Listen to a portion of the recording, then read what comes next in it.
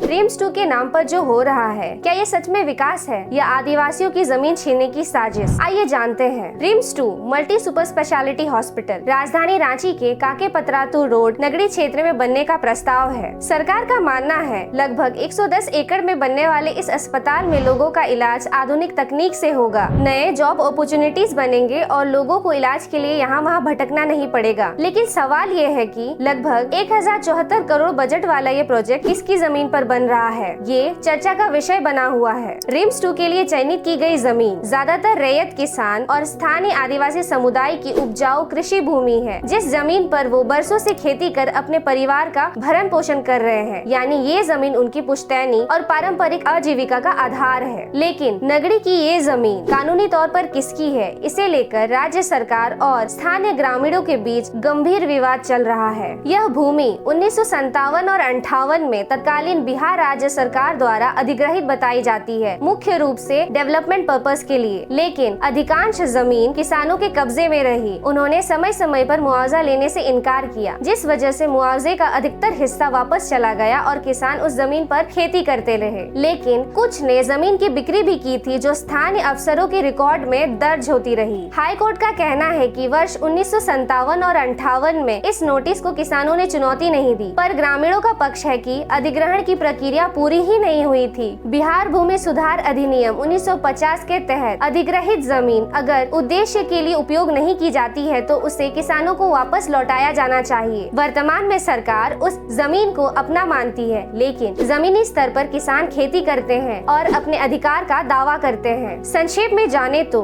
RIMS 2 के खिलाफ स्थानीय लोगों का विरोध मुख्य रूप से कृषि भूमि के नुकसान, सामाजिक आर्थिक असुरक्षा, पुनर्वास और मुआवजे की कमी, जबरन अधिग्रहण और आजीविका से जुड़ी चिंता है। इस प्रोटेस्ट को पॉलिटिकल सपोर्ट और हिस्टोरिकल डिस्प्यूट ने और तेज बना दिया है। आपको क्या लगता है, रिम्स 2 बननी चाहिए या आदिवासियों की जमीन बचानी चाहिए? कमेंट में बताएं। आपकी आवाज भी उतनी ही जरूरी है जितनी उन लोगों की जो अपना हक मांग रहे हैं। जोहार।